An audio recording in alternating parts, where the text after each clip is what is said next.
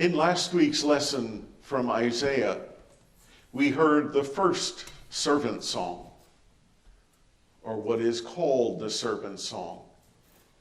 It was God's words speaking, talking about what his servant, what a servant of God would be like, and the way in which that servant would show that he was a true servant of God, teaching and leading with compassion and with justice. In this week, we hear the servant himself speak. And everyone who is a biblical scholar over the millennia of Christian tradition has opined on who the servant is. And there is lots of controversy in the scholarly community about trying to narrow down who is the servant. But when it comes down to it, who the servant was is not as important as what the message that the servant had is.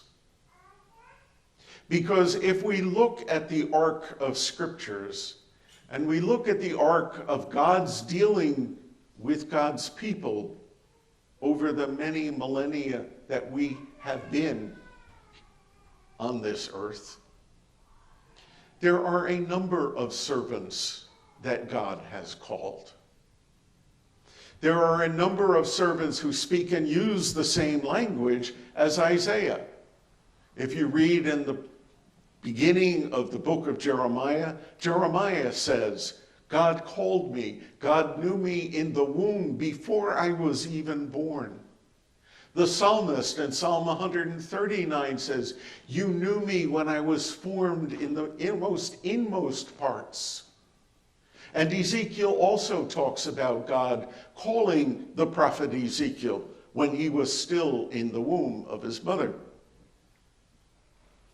And then there are the servants like Moses that God calls later in life, that God allows to have a different life for a different reason.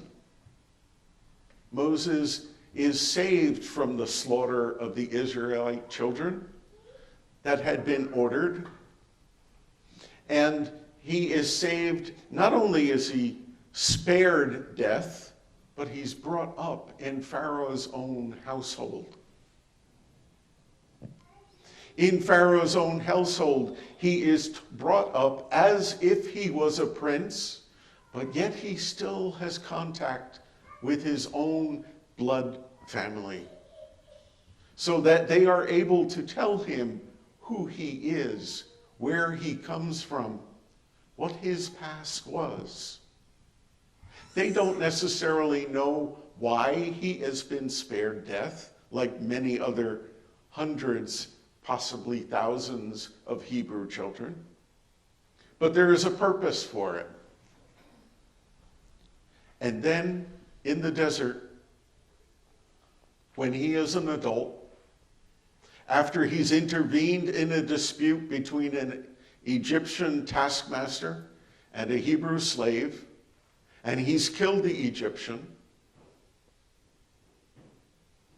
and he has to run away because it wasn't as secret as he thought it was. Truth will out. God meets Moses. God calls Moses. He says, I have a mission for you. Go, talk to Pharaoh. Tell him to let my people go. How many more prophets have we not studied together when we talk about Elijah or Elisha? When God meets Solomon on the death of his father and asks what he can do for him, and Solomon asks for wisdom. Obviously, the church has taken this story of Isaiah and applied it to Jesus as well. But that's not the only servant. If we skip from Jesus to the 1950s, can we not look back with hindsight and say that God prepared Martin Luther King Jr. also to be a servant, to do special work for his people, to be able, when the time comes, to be prepared to step out and say, let my people go, to be able to fight against the Jim Crow laws of the South, and to fight for the respect that is due African American people, people of color.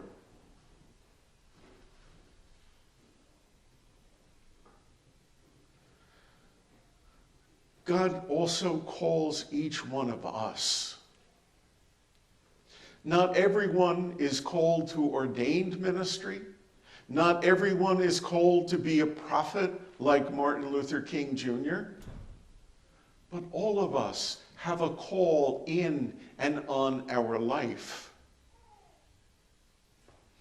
And we are called to help our neighbors. In the gospel reading, when John says, "This is the Lamb of God," and Andrew follows Jesus, he asks, "Where do you stay?"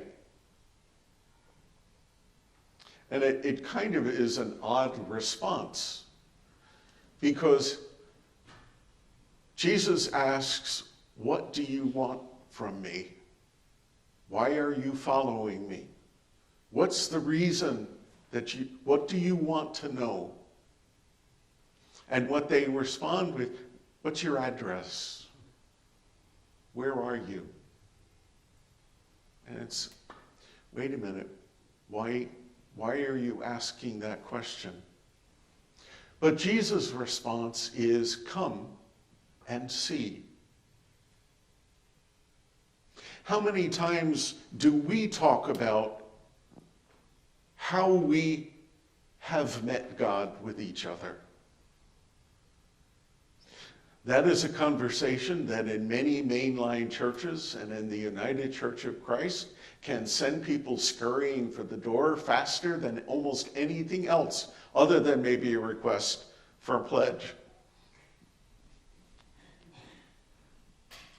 Come, tell me, what is it? How did you meet God? Talk about it. Let me know how you experienced God. See, Jesus' mission that he was sent here for is to reconcile us to God, to teach us by his example the life that we are to lead. So the answer to Andrew and to the other disciple that followed Jesus, "Come and see," is, I'm not going to just give you doctrine. I'm not just going to tell you what it is that you are supposed to believe and say a few magic words and suddenly everything is wonderful between you and God. But I'm going to invite you to walk alongside me, Jesus says. Come and experience what it is to be my follower. Don't just come visit me on Sunday morning. Walk along with me. Come see where it is that I live. Come meet the people that I serve. Be with me as I'm teaching. Be with me as I'm healing.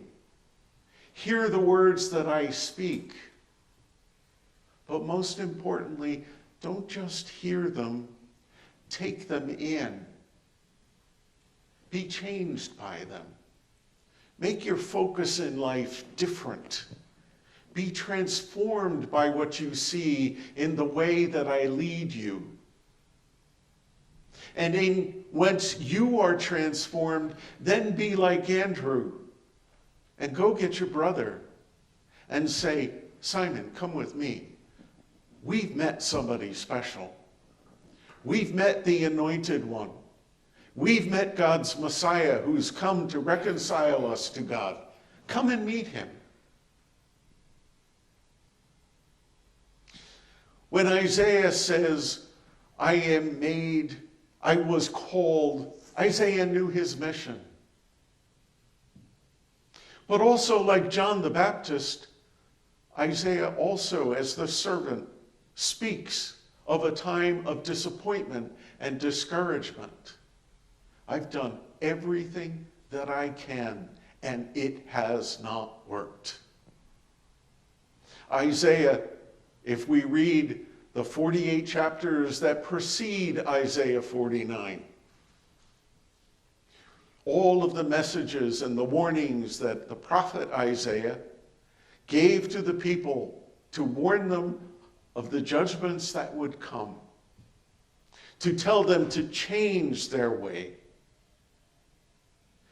And yet nobody wanted to listen.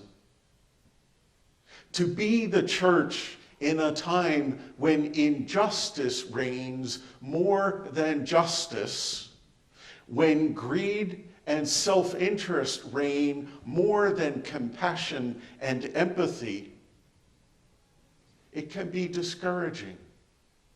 And we can say, why be the church anymore? Who cares? But God says, your message is you still have to go out. And you've got to take it beyond the borders of your little town and beyond the limits of your little household. You, Israel, you, servant, you, Rutherford Congregational Church, are to be a light to the nations, to the peoples from far away, to have an influence beyond your building at 251 Union Ave.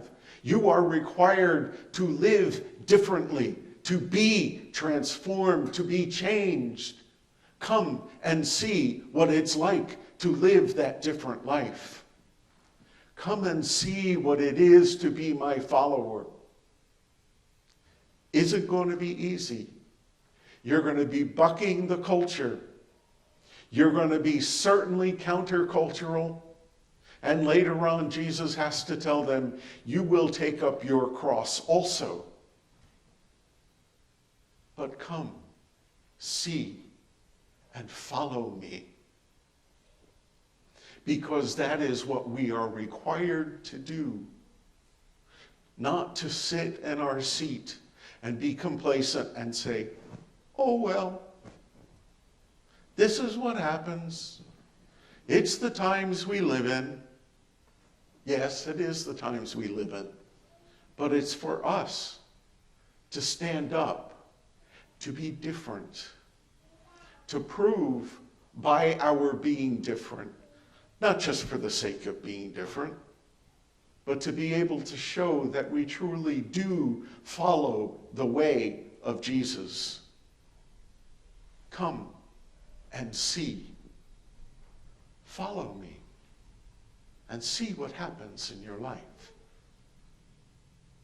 Amen.